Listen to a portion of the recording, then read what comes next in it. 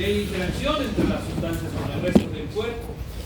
La función cardíaca, ¿no es verdad? Habíamos visto que no es lo mismo cuando estábamos viendo esto, ¿no es verdad? Que era milivoltios versus voltaje de membrana, que no habían sido lo mismo. La función cardíaca y muscular ya se estudia desde antes de Cristo, como pueden ver en esta imagen. Lo que ustedes están viendo aquí se llama el juicio de Osiris.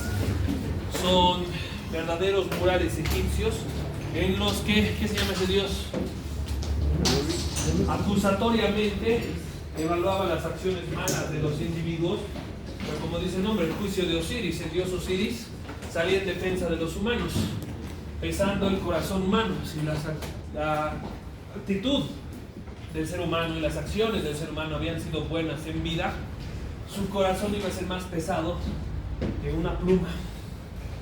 Y así te salvabas de la condenación. En cambio, si la pluma era más pesada que tu corazón, ¿no?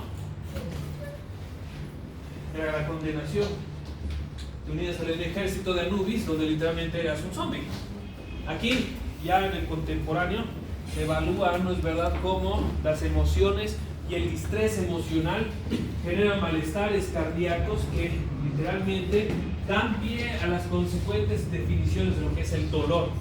Que actualmente el dolor, semiológicamente, está definido como una sensación desagradable e imperiosa, producto de una lesión celular, que esta puede ser física o emocional. Y ya en la época moderna se estudia al órgano por lo que es un órgano componente de un sistema que es vital para las funciones posteriores. En la medicina, el estudio cardíaco y del músculo cardíaco específicamente tiene muchas contemplaciones. La primera es la medicina asistencial, caracterizada por el cuidado de los hábitos alimenticios y todo lo relacionado a los productos, porque la medicina asistencial se apoya en su contraparte, que es la que están viendo aquí, la quirúrgica, la cirugía corazón abierto, que ya se realiza hace más de 100 años, en las que se reemplaza un corazón por otro, comprándole a nuestro paciente un promedio de 10 a 15 años, en promedio si se queda el corazón enfermo, que solo te compra 4 a 5 años. Estos se apoyan, por ejemplo, en los estudios imagenológicos. En esta imagen, por temas X no se ve muy bien, pero si ustedes observan atentamente, tal vez en las pantallas, en el segmento de acá se pueden ver las válvulas y estas cómo se abren. Entonces, en un conjunto tenemos la entidad clínica, los signos y los síntomas, tenemos los medios diagnósticos y finalmente tenemos los medios quirúrgicos de resolución.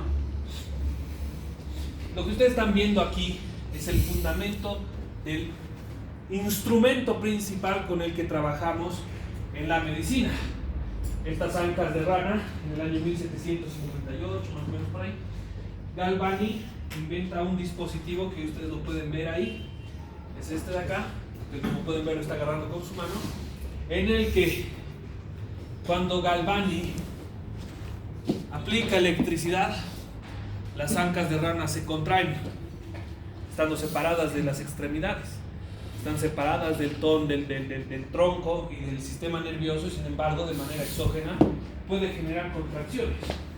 Galvani utiliza estos experimentos y viaja a países como Francia e Inglaterra, donde los ejecutados en la guillotina durante el terror, así se llamaba, que Robespierre infundía en los enemigos de Francia, los ejecutaba con un dispositivo que te permitía ejecutar hasta 15 personas en 10 minutos, que se llamaba guillotín, en la que una hoja de acero cae súbitamente en un establo de madera, cortándote la cabeza, la guillotina.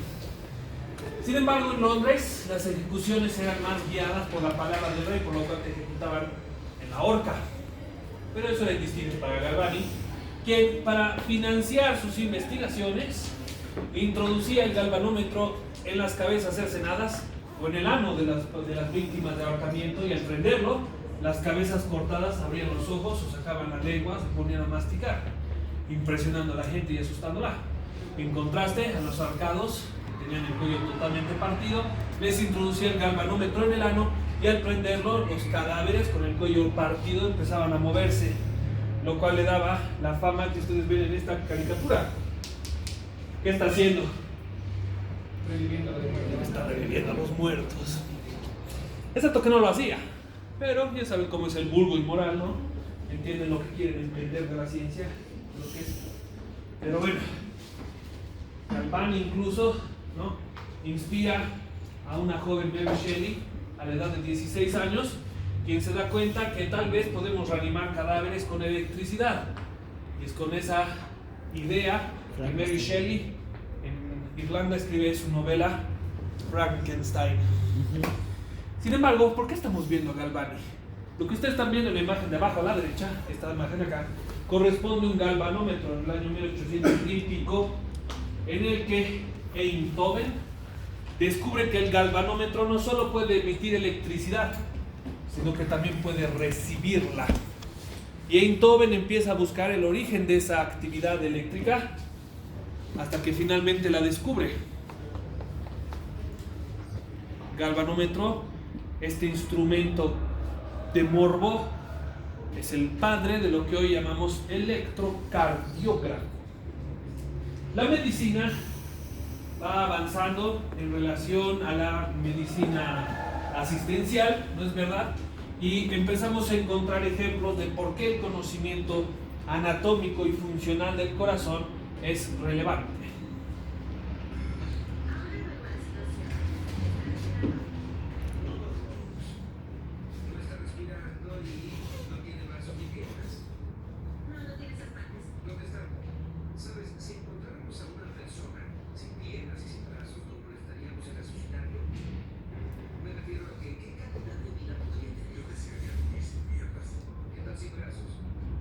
Brazos o piernas, es como vives ahora, Kevin, no haces nada. Volvamos al paciente porque lo está perdiendo. Ok, muy rápido, atención, necesitamos bombear al ritmo de 100 latidos por minuto. Ok, es duro de seguir. ¿Cuánto es eso por hora? ¿Quién te ayudará? Lo dividiré y luego contaré, ¿cierto? Muy bien, un buen consejo sería bombear al ritmo de Staying Alive de los Bee Gees. ¿La conoces? Sí, claro, me encanta. First I was afraid, I was petrified. No, es... Staying Alive. Sí, Staying claro. Alive. Ya la reconocí. Usted estaba en el estacionamiento. Staying alive, staying alive. Staying alive, staying alive. You can tell by the way I use my walk. I'm woman's man, no time to talk. Music loud, women world, we kick around since I was born. But it's alright, it's okay. You get lucky on the way. You didn't do it, you didn't go. Staying alive, staying alive. No mantuvieron los 100 latidos por minuto y la ambulancia no llegó porque nadie llamó al 911. Lo perdieron. Muy bien, está muerto. ¿Alguien sabe quién sigue? ¿Alguien sabe? ¿Rose? No tengo idea. ¿Alguien más? Cerrado. Buscar tarjeta de donador. Si tiene alguna, deben recogerlo ya. No trae billetera, ya vi si es un donador. ¿Lo es? Sí, trae hielo y una cubeta de poliestireno. Aquí vamos.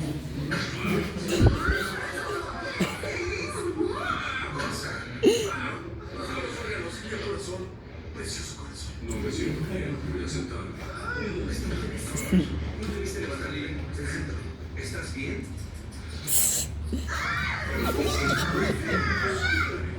Oh, Dios. Dime por qué rayos le cortaste la cara al muñeco. No creí que se viera real en la película. Al contrario, es muy realista. Tuvimos que pagarlo. Costó cerca de 350 mil por un muñeco. Muy bien, Valiente.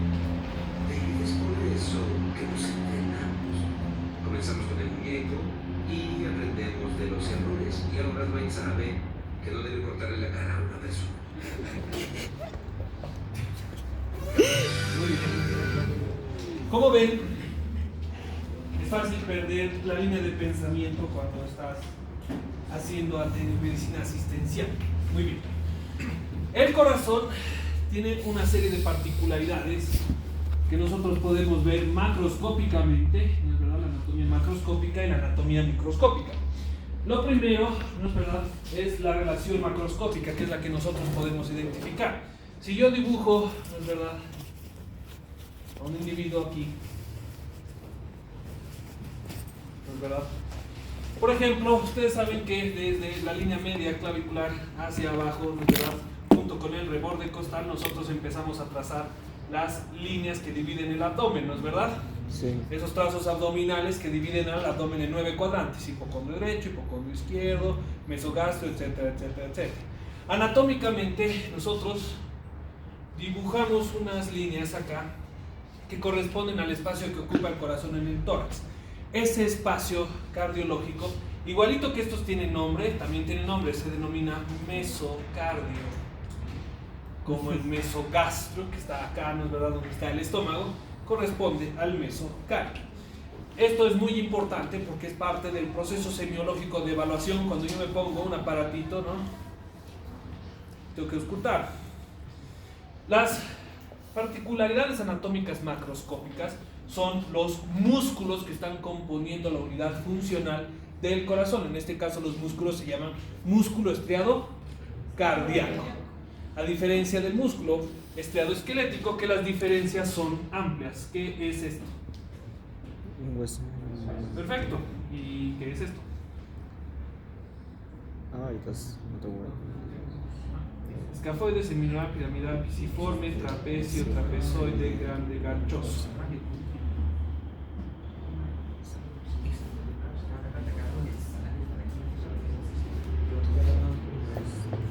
Y bueno, el resto. Las diferencias abismales que ustedes van a encontrar entre el músculo estriado esquelético y el músculo estriado cardíaco es el sitio de inserción. El músculo estriado esquelético, ¿dónde tendrá su inserción? De un hueso a otro hueso. Otro hueso. Lo cual le permite algo que en semiología se denomina arco de movimiento. Sin embargo, el músculo estriado cardíaco tiene una diferencia, que es que no tiene inserciones. Es un solo complemento de músculo cardíaco. Este músculo cardíaco tiene en algunos segmentos un grupo de inserciones con estas unidades funcionales, que se llaman válvulas.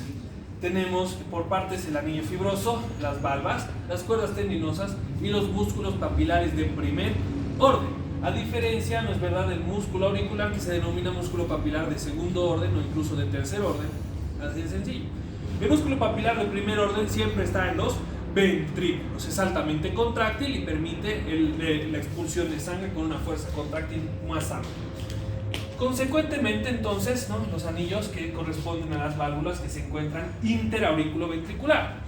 Después le siguen los vasos sanguíneos más grandes, que corresponden a la aorta y a la arteria pulmonar, con su respectiva válvula, ¿no es verdad?, la válvula de Arancio y aquí la válvula de Morgani. Las aurículas, sin embargo, tienen un grupo de particularidades. Acá drena algo, acá drena algo y acá drena algo. Tenemos la vena cava superior, la vena cava inferior y el seno coronario. ¿Qué es el seno coronario? Es la masa, la bolsa de sangre venosa que desemboca aquí, que está recogiendo la sangre venosa de la masa cardíaca. Así de sencillo. ¿Se acuerdan de anatomistas? Ya, súper. Entonces, estas son las unidades funcionales macroscópicas. Las unidades funcionales microscópicas las estamos viendo aquí, que son las particularidades más sencillas. Lo primero, ¿hay hueso aquí? No. El músculo cardíaco no tiene hueso. Lo segundo, los núcleos son periféricos, a diferencia del músculo esquelético, que los núcleos son centrales. Y posteriormente tiene las dos unidades con las que vamos a trabajar a continuación. ¿Cuáles son las unidades con las que estamos trabajando acá? La primera unidad que deben conocer para fisiología cardíaca es esta de acá, esta que están viendo acá, y que podemos ver, esto es un corte histológico, aquí hay una, aquí hay otra. Estas unidades funcionales se llaman puentes. Entonces tenemos dos unidades funcionales, tenemos el puente y la segunda unidad funcional, que corresponde a la unión estrecha o las tight junctions del corazón, que es esta de acá, esta cosa de acá, estas líneas blancas. ¿Dónde está esta imagen? Acá. Se llaman desmosomas. Fíjense, ¿cómo funciona cada uno de estos? las dos unidades funcionales, ¿no es verdad? Entonces vamos a dibujarlo así. Resulta que tenemos un músculo cardíaco y al lado y abajo tenemos un músculo cardíaco y al otro lado tenemos un músculo cardíaco. En condiciones normales, ¿no es verdad? Si yo le generara actividad eléctrica que va a generar una contracción, la actividad eléctrica bajaría por aquí, pero no tiene forma de llegar a las otras fibras, porque estas, por ejemplo, el músculo estriadoesquelético tiene las fibras casi prácticamente rectas y una le sigue a la otra, generando una fuerza contráctil que puede sostenerse. Esta no está hecha para sostenerse. Entonces, ¿qué es lo que hace? Tenemos literalmente más músculo que une un segmento con el otro. Por lo tanto, ¿qué creen que pasa con la electricidad? Se transfiere. Se transfiere de un segmento a otro. Entonces estos puentes musculares que ustedes están viendo sirven para el paso de la actividad eléctrica. En contraste, por ejemplo, tenemos aquí, ¿no es verdad?, la unidad que corresponde a la unión estrecha, que es el desmosoma. Entonces, ¿para qué sirve este desmosoma? El corazón, ¿qué función tiene? Bombear sangre. Quiere decir que tiene que tener una capacidad contractil. Sin embargo, ¿cómo pueden contraerse todas las células al mismo tiempo? Por ejemplo, en la aurícula tienen que relajarse todas al mismo tiempo y luego tienen que contraerse todas al mismo tiempo. Ese es un fenómeno físico. Entonces tenemos una base fundamental que es el puente que genera el fenómeno eléctrico. El desmosoma lo que hace es transferir la energía cinética de una fibra a la otra. Entonces todas se tensan al mismo tiempo y todas se relajan al mismo tiempo, porque ese fenómeno de fuerza físico lo transfiere el desmosoma de un segmento de fibras al otro. Entonces los dos fenómenos, el fenómeno que explica la contracción ya lo conocemos y el fenómeno contráctil en sí mismo también ya lo conocemos. Entonces se transfiere la fuerza física a través de estos dos desmosomas. Entonces, ¿qué es lo que pasa? Se contrae una célula, es decir, se estira una célula cuando se está relajando y luego cuando se contrae, ¿qué pasa con la célula de al lado? Se contrae y se contrae y se contrae. Pero para no forzarlo y desgarrarlo, se contraen todos por la misma actividad eléctrica y transfieren la energía cinética al mismo tiempo. Entonces, ¿qué pasa? Todo al mismo tiempo. Eso no pasa con el músculo estriadoesquelético, por ejemplo. Muy bien. Como hemos visto, la función cardíaca es bombear sangre. Cada una de estas funciones, no hay una parte que sea más importante que la otra cuando estamos hablando del corazón. Nosotros nos damos cuenta aquí, por ejemplo, no es verdad, estamos viendo las dos distribuciones del flujo sanguíneo a partir de la función del corazón como bomba. Tenemos una circulación más extensa que se llama circulación mayor, que se encarga de la perfusión de los tejidos. ¿Qué es perfusión? Es la sangre que llega a los tejidos. Y tenemos una circulación menor, que recibe su nombre por su diámetro, que es apenas naciendo del ventrículo derecho a los pulmones y de los pulmones de regreso a la aurícula, al ventrículo izquierdo, y en el ventrículo izquierdo ya empieza la circulación mayor. Entonces tiene un circuito mucho más corto. Esto es sumamente importante porque, por ejemplo, la distribución por nombre de los vasos sanguíneos incluye la distribución venosa. Entonces quiere decir que cuando yo estoy hablando de circulación mayor, no solo estoy hablando del circuito arterial, estoy hablando del circuito arterial, el arteriolar, la metaarteriolar, la vénula y finalmente las venas. De esa forma es como se distribuye tanto la circulación mayor como la circulación menor. Aquí se genera, sin embargo, un fenómeno que es importante recalcar. Lo que ustedes están viendo ahí, por ejemplo, ¿no?, es la distribución de los vasos sanguíneos inmediatamente salen de la arteria aorta.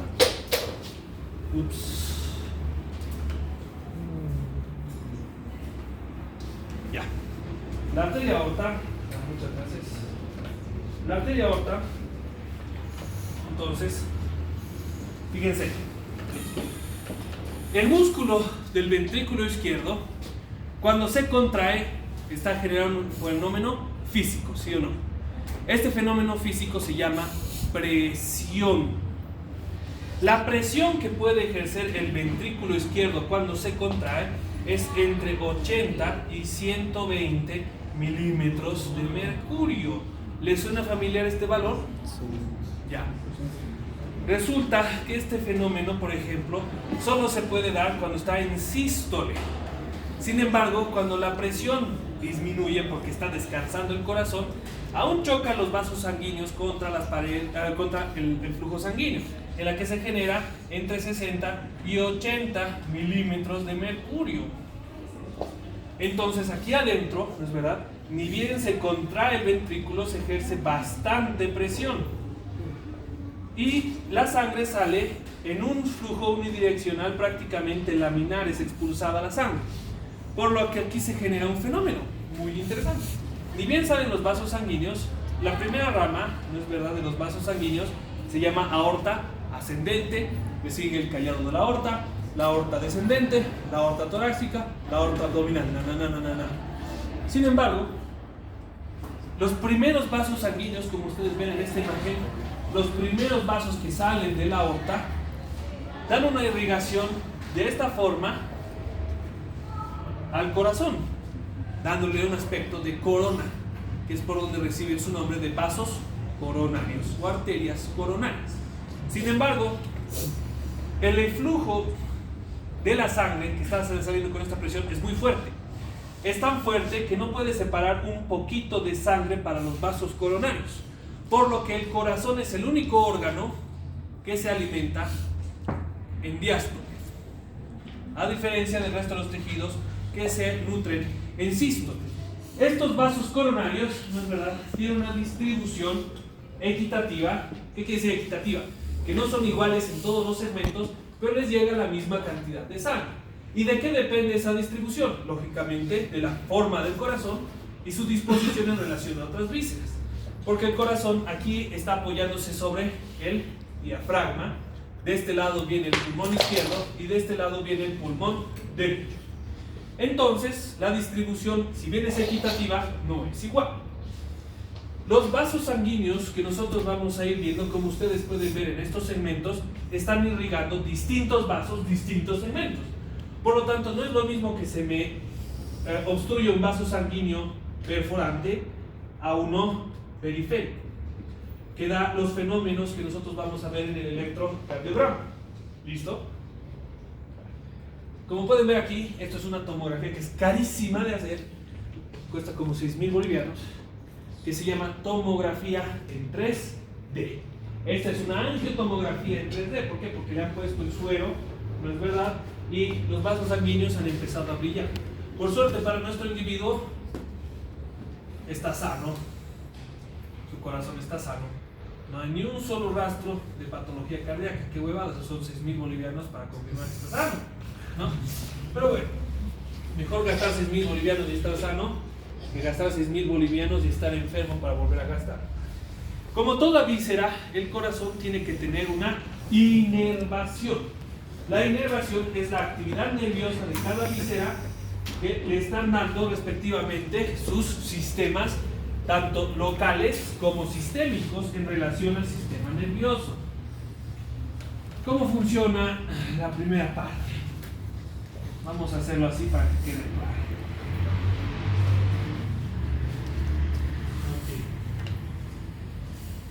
Vamos a explicar el sistema muy rápidamente. Resulta, ¿no?, que tenemos las siguientes vísceras. A ver.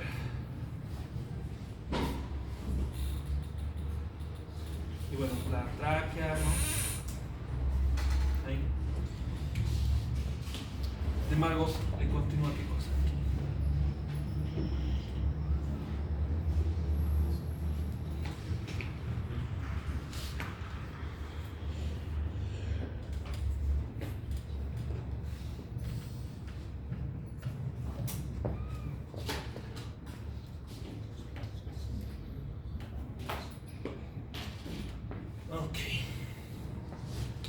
Entonces, para que nos quede más que claro, tenemos en un principio, ¿no es verdad?, la inervación simpática. y contrastando con la inervación simpática, la inervación para. Okay.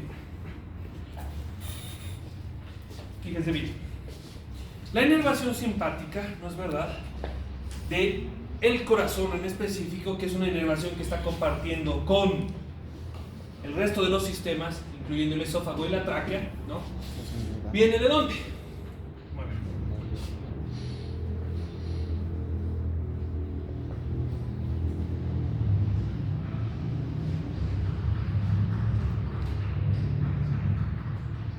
Tenemos las vértebras cervicales, ¿no?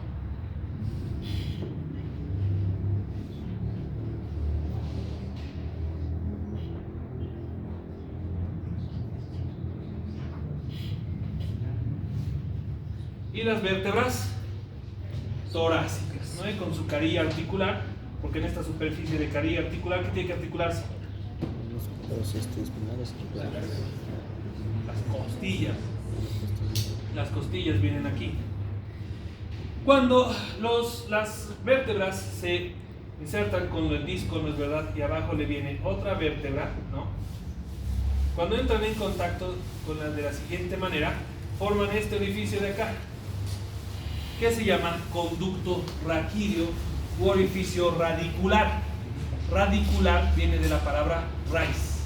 De este orificio radicular, como ustedes pueden ver en la imagen de la izquierda, de la derecha, perdón, mi derecha, se forman, ¿no es verdad?, los nervios raquídeos o raquimedulares.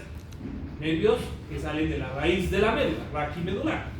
Estos nervios tienen dos proyecciones, lo vamos a dibujar con verde porque es el simpático. La primera proyección es acompañando a la costilla, que como pueden ver acá está inervando los músculos intercostales, que se llaman externo, interno e íntimo. Los músculos intercostales, este es el íntimo, el externo al medio, el interno al medio y el externo en la parte anterior. De aquí, ¿no es verdad?, va saliendo, y es por eso que, por ejemplo, las punciones costales se hacen siempre supracostal, porque por debajo de la costilla, ¿qué creen? Hay un nervio. Okay. Con esa aclaración hecha, ¿no? Nunca pinchen por debajo. Si su paciente tiene edema pulmonar, le van a sacar con una jeringa líquido, o le van a sacar pus con una jeringa, siempre por encima de la costilla, nunca por debajo. Sin embargo, hay otra particularidad que nos llama la atención, y es la siguiente. Un segmento del nervio forma un ganglio y luego va descendiendo y forma otro ganglio, y luego va descendiendo, forma otro ganglio, y luego va descendiendo, forma otro ganglio. Estos ganglios se proyectan hacia adentro, ¿y saben qué están inervando? El corazón y los pulmones. Estos ganglios que están de manera descendente, aquí que ustedes están viendo acá, se llaman cadena simpática torácica. Y como dice su nombre, es una inervación simpática, es una inervación medular. Y viene de los estímulos, por ejemplo, el primer estímulo que se me ocurre que sea simpático es el adrenérgico, dado por la adrenalina de la médula adrenal, de la glándula adrenal. Adrenal, ¿no? Ad, arriba, renal, renal. Sobre el riñón, quiere decir glándula sobre el riñón, adrenal. Ok. Esta inervación simpática, por ejemplo, ¿qué quiere decir inervación? Que esto está compuesto de neuronas. La neurona adrenérgica, por ejemplo, ¿no es verdad? Una vez estimulada, ¿qué es lo que hace? Pone a funcionar estas cosas. ¿Qué quiere decir que pone a funcionar estas cosas? Aumenta la contracción cardíaca, aumenta la frecuencia cardíaca, aumenta la contractibilidad cardíaca, aumenta la frecuencia respiratoria, dilata los alvéolos. Entonces, ¿qué es lo que pasa? Si yo me pongo a trotar, ¿secreto adrenalina? Entonces, ¿qué es lo que pasa? Se dilatan mis alvéolos, ingresa gran cantidad de oxígeno, y como tengo gran cantidad de oxígeno y mis músculos necesitan mucho oxígeno porque me estoy ejercitando, los vasos sanguíneos garantizan la llegada de la sangre porque se contrae más el corazón y sube más la presión, por lo tanto llega más sangre a los tejidos periféricos y la demanda de oxígeno, ¿no es verdad?, que ha subido, que quiere decir que ha subido el consumo de oxígeno, está completamente a salvo porque ha aumentado también la entrega de oxígeno ante la respuesta adrenérgica.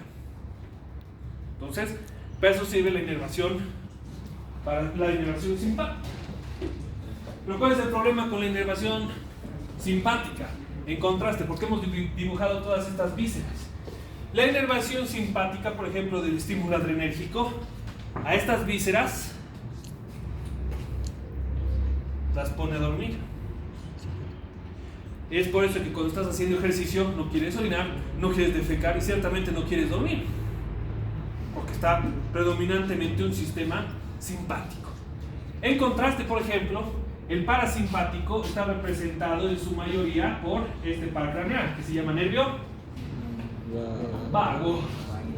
El nervio vago, a diferencia del simpático, por ejemplo, que no tiene un representante específico, porque, por ejemplo, en el tórax es la cadena simpática torácica y en el abdomen el plexo celíaco. Sin embargo, el estímulo adrenérgico pone a funcionar esto y pone a dormir esto. Parasimpático quiere decir parecido al simpático. ¿Qué quiere decir entonces? Cuando hay activación colinérgica, es decir, la que sale del parasimpático, estas vísceras se van a dormir y estas se ponen a funcionar. El colinérgico, que es parecido al simpático, disminuye la contractividad cardíaca, disminuye la frecuencia respiratoria, disminuye la dilatación alveolar y pone a funcionar las vísceras. Y entonces cuando te levantas después de dormir, quieres orinar, quieres defecar y quieres comer, porque están trabajando todas tus vísceras producto de la actividad colinérgica. O alguien se despierta con el corazón a 100 cuando se despierta. Nadie menos tenga una pesadilla. Porque el estímulo parasimpático que ustedes están viendo acá es el que entra en acción para dormir a las vísceras cardíacas y lógicamente pulmonares y pone a trabajar al resto, parecido al simpático, hasta este segmento de acá, ¿verdad? Hasta este segmento. Porque el vago es faringo, laringio, tráqueo, esófago, cardiónemo, gastro, enteropatocólico superior derecho. El segmento inferior izquierdo, el sigmoides y el recto no están inervados por el vago. Tienen un cerebro local aquí abajo. David, todavía saben cómo es la distribución. Habiendo dicho eso, entonces, es verdad. ¿Por qué necesitamos esta inervación simpática y parasimpática? Porque dentro, no es verdad, del corazón, representando entre el 8 y el 10% de la masa cardíaca, encontramos una serie de neuronas altamente especializadas que se llama sistema cardionector. El sistema cardionector, no es verdad, el que están viendo ustedes aquí en la imagen, es el que se encarga de llevar estos estímulos. Está llegando el nervio vago y están llegando los nervios simpáticos. Entonces tiene ambas inervaciones. Tiene una inervación que lo va a estimular y tiene una inervación que lo va a inhibir. La inervación estimulante, dada por este sistema simpático, y la inervación inhibitoria, dada por el nervio vago. Entonces, en contraste tenemos, ¿no?, el sistema cardionector compuesto por el nódulo sinusal o de Kiss-Flack, las fibras dentro de él de Bachmann y de Wenckebach, el nódulo auriculoventricular o de Schaft-Tavara, el haz de His izquierdo y derecho, y las fibras de Purkinje derechas e izquierdas. Todas estas están inervadas por lo mismo. Entonces, el nódulo sinusal, por ejemplo, si es estimulado por el sistema adrenérgico, ¿qué es lo que hace? Manda más actividad eléctrica, con más actividad contráctil, con más expulsión de sangre, con más distribución de oxígeno. Terminamos de correr, ya nos sentamos aquí, ¿no? Subimos las gradas, nos sentamos aquí. Y como han disminuido los requerimientos de oxígeno de los tejidos periféricos, ¿qué se activa? La vía parasimpática. Entonces disminuye la frecuencia cardíaca, disminuye la contractividad cardíaca y disminuye todo lo demás siempre dentro de su rango. ¿Cuál es este rango? Pues está dado por el potencial de membrana. Ahorita vamos a correlacionar. El potencial de membrana, ¿no es verdad? Mejor empezaremos por aquí. El potencial de membrana, ¿no es verdad?, está explicado ya por la clase que hemos tenido de potenciales de membrana, en el que en un esquema de Davenport, ¿no es verdad?, veíamos que las células que no están haciendo nada se pueden despolarizar, agarran su potencial de acción y luego se repolarizan. Entonces le daremos nombre a todas estas fases. La fase en la que la célula no está haciendo nada se llama potencial de reposo. Sin embargo, alcanza un potencial umbral la célula. ¿Qué quiere decir potencial umbral? El momento en el que se abren los canales, en este caso canales de sodio. El sodio ingresa, ¿no es verdad? El sodio ingresa a la célula y una vez que cambia de polo se llama, y una vez que alcanza su índice contráctil más alto se llama Potencial de acción. potencial de acción. Sin embargo, la célula cardíaca goza de un fenómeno que el músculo estriado-esquelético también goza, pero este es controlado por nervios periféricos que sí responden al lóbulo parietal, es decir, nosotros lo controlamos, no es vegetativo. En el caso del corazón, sí es vegetativo. Y es este fenómeno. Entonces hemos alcanzado nuestro potencial de acción sodio dependiente. Sin embargo, tenemos aquí, ¿no es verdad? Tenemos aquí una particularidad que se llama meseta cardíaca. La meseta cardíaca, que está mediada por Calcio. el calcio, el activador de los microfilamentos. ¿Y qué es el músculo cardíaco sino una gran red de microfilamentos? Pero ¿por qué está esta meseta cardíaca con calcio? Bien, si nosotros viéramos el corazón, ¿no es verdad? Esto es en una unidad de tiempo. Estos son 0,5 milisegundos, por si acaso. Entonces tenemos aquí una unidad de voltaje, ¿no es verdad? Y una unidad de tiempo. Y eso es muy importante. Porque, por ejemplo, ¿por qué está el calcio aquí? Si nosotros viéramos el corazón activo, veríamos que se contrae, pero no se contrae como mi mano. Lo que hace es que cuando el corazón se contrae, en una unidad de tiempo, mantiene la contracción. Contrae con sodio, pero mantiene la contracción una fracción de segundo más, porque esto de aquí toma 0,2 a 0,3 milisegundos, pero toda la meseta lleva medio segundo. Hay una contracción sostenida por parte del corazón para garantizar ¿qué cosa? En una contracción por potencial de acción sale el 70%, pero con la meseta mediada por calcio sale el 90%. Entonces cuando la aurícula se contrae, en su primera contracción sale el 70%, pasa la sangre al ventrículo. Y esa fracción de segundo más, que se mantiene contraído, sale el otro 90%. Entonces ¿qué le pasa al ventrículo? Se llena, se contrae, mantiene la contracción de nuevo y ¿qué creen? Sale el 90%. Entonces, ¿qué es lo que pasa después? Se sale el... Perfecto. ¿Y con qué se sale el potasio? Con su carga eléctrica. Y si se sale la carga eléctrica, se empieza a volver más Negativo. y el corazón se relaja. Por eso hemos visto potencial de membrana primero. Sin embargo, cuando hay actividad, ¿no es verdad? Se despolariza por sodio, ¿no es verdad? Y hay contracción por calcio. ¿De dónde sale este calcio? Sale de dos lugares. El primer lugar, de la sangre. Llega en la sangre, como habíamos visto, ¿no es verdad? Calcio en sangre, y el corazón capta eso a través de sus canales de proteínas. Y en segundo lugar, el retículo sarcoplasmático. El corazón tiene pequeñas cantidades de calcio dentro de su retículo sarcoplásmico para que en caso de que no haya calcio en sangre, este se contraiga. Porque sí existe la hipocalcemia, que cursa con los signos de Trousseau y de Chebostek, que la mano se te queda así, la cara se te queda así, porque como no hay calcio, se despolariza, se queda contraído por la poca actividad de los microfilamentos que se cansan y se quedan tensos, como una macurca. ¿Alguna vez han tenido un calambre mientras duermen? ¿Les falta calcio o les falta potasio? Calcio. Les faltan ambas cosas. Fuckers. Ok. ¿Cómo se produce esto? El problema con los seres humanos es que un ser humano promedio debe tomar alimentos lácteos hasta los 27 años. Y el café retrasa la absorción de la leche. Entonces, cuando desayunas café, sin fruta por lo menos, estás haciéndote en gran cantidad a sufrir todo tipo de alteraciones musculares. Bien. Pero yo qué sé, ¿no? Okay. Entonces, aquí lo que nosotros estamos viendo no es verdad el potencial eléctrico, no es verdad del corazón. Cuando llega aquí, ¿qué pasa con la contracción?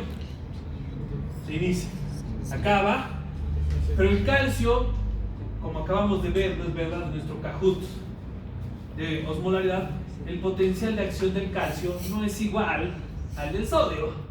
Entonces el sodio tiene un potencial más alto. Sin embargo, no es un potencial eléctrico alto del calcio y se mantiene la contracción y luego se empieza a relajar.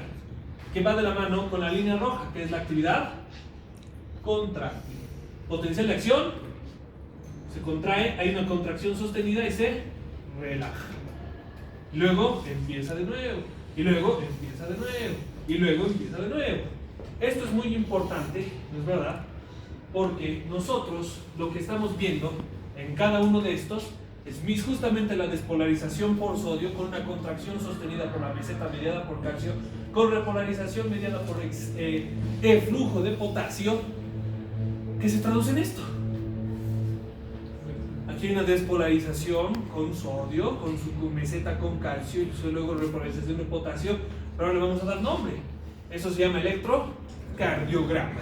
La particularidad del electrocardiograma, por ejemplo, es que empieza con las letras P, Q, R y S, porque Einthoven, cuando estaba describiendo por primera vez el primer electrocardiograma, los primeros 10 que tomó, dijo, deben haber ondas que anteceden a estas. Esta debe ser la mitad de las ondas. Entonces empieza por la mitad del abecedario. P, Q, R y S. Para la gran mala suerte de Einthoven, estas eran las únicas ondas que había. Pero Einthoven describe bastante bien, ¿no es verdad?, la actividad eléctrica de cada uno de estos complejos. La onda P, despolarización. Entonces, se despolariza, se contrae y luego vuelve a su estado de relajación. Se contrae, se relaja, se contrae, se relaja. ¿De qué estamos hablando pero aquí? ¿De qué estamos hablando? De las aurículas. El complejo QRS, despolarización ventricular. Aquí es donde entra la anatomía.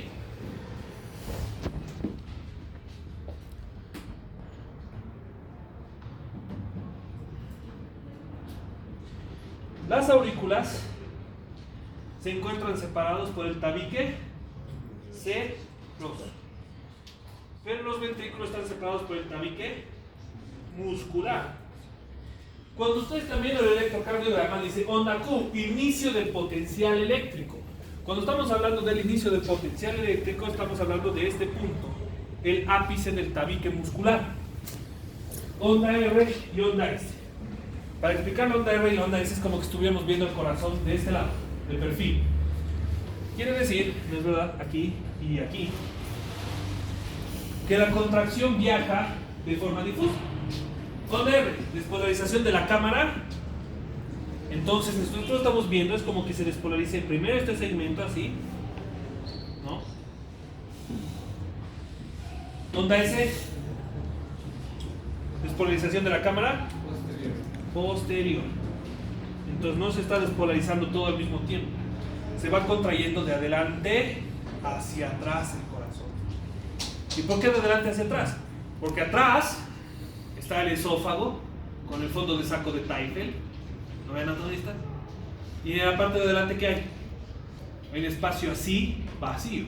El corazón se contrae de la parte más vacía hacia atrás. ¿Y qué es lo que genera?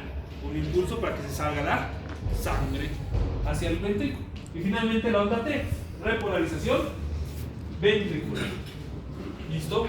Esto es muy importante. Esto es muy importante. Porque nos lleva, es verdad, a la colocación de los electrodos. Y ustedes van a tener esa práctica la subsiguiente semana. No se preocupen, les voy a mandar una lectura sobre colocación de electrodos, porque con esto yo sé que esto es insuficiente, no se preocupen. Entonces tenemos, ¿no es verdad?, primero los bipolares. Tenemos los bipolares y los unipolares. ¿Qué dice? Derivación 1, brazo derecho a brazo izquierdo. Brazo derecho a brazo izquierdo. Derivación 2, brazo derecho. Muy bien. Brazo derecho a pierna. Muy bien. Y finalmente, derivación 3, brazo izquierdo a. Perfecto. Esto, muchachos, en el centro, ¿saben qué tiene? Corazón. Esto se llama triángulo de Einthoven. En el centro está la actividad cardíaca. Y por ejemplo, si yo coloco los electrodos, van a ver que mientras el electrodo más se acerque a la onda va a ser más grande. Mientras más se aleje el electrodo, la onda va a ser más negativa, pero va a estar presente. Lejos del índice, básicamente esto quiere decir, se los voy a explicar de la siguiente forma. Porque además esto es importante para que sepan por qué se llaman bipolares y todo lo demás. Los bipolares, entonces, como dice su nombre, tienen dos Polaridades. polos. Entonces, cuando yo coloco los electrodos bipolares, ¿no es verdad? Quiere decir que estoy colocando de un electrodo a otro electrodo, de un electrodo a otro electrodo. Son bipolares, de un electrodo a otro electrodo, de un electrodo a otro electrodo. Sin embargo, ¿no es verdad? Corte tomográfico. Esto es un corte tomográfico, algo así. Aquí está nuestro corazón y aquí está nuestra columna vertebral. ¿Se entiende esto? Unipolar, como estos, quiere decir que yo le coloco el electrodo y la onda desaparece en el espacio. No hay un electrodo que reciba el estímulo. Eso quiere decir. Los electrodos llevan por su nombre en inglés, los electrodos unipolares, que se llaman augmented vector. Vector aumentado. AB. Y cada vector aumentado tiene su nombre y su dirección. Augmented vector right, augmented vector left, augmented vector foot, pie izquierdo. Vector del brazo y vector del pie izquierdo. ABR, ABL, ABF. Y los últimos unipolares, ¿no es verdad?, de las extremidades. B1, B2, B3, B4, B5 y B6. Estos, como dice aquí, se colocan en los espacios intercostales. Yo les voy a enviar un documento, no es verdad, antes de la práctica, en el que ustedes van a ver los colores de los electrodos. Y los colores de los electrodos van a llamarse B1, B2, B3, B4, B5. Los electrodos bipolares se van a colocar en las muñecas y en los tobillos, y todos los demás en el pecho. Y ustedes van a ver el electrocardiograma, pero después de que yo les haya enseñado. ¿Listo? Todo esto es muy importante, porque cada vector está evaluando una parte distinta del corazón. Por lo tanto, cada segmento del electrocardiograma está evaluando una parte distinta. Lateral, inferior, lateral, anteriores y septales. ¿Qué quiere decir esto? Me está diciendo que está evaluando anterior, laterales, posteriores y aquí en el centro, ¿no es verdad?, donde está el tabique muscular, septal, el septo interventricular.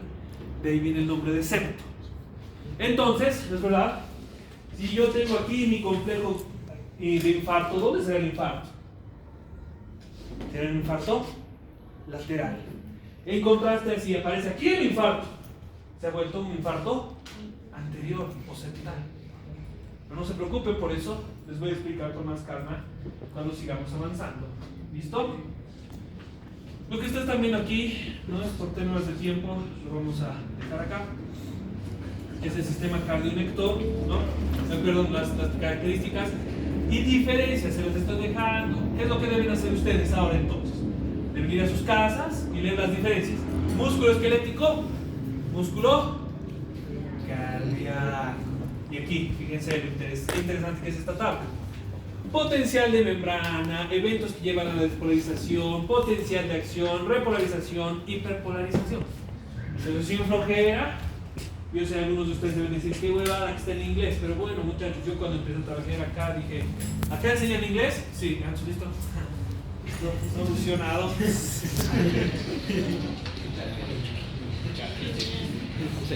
Preguntas hasta acá. ¿Has volado?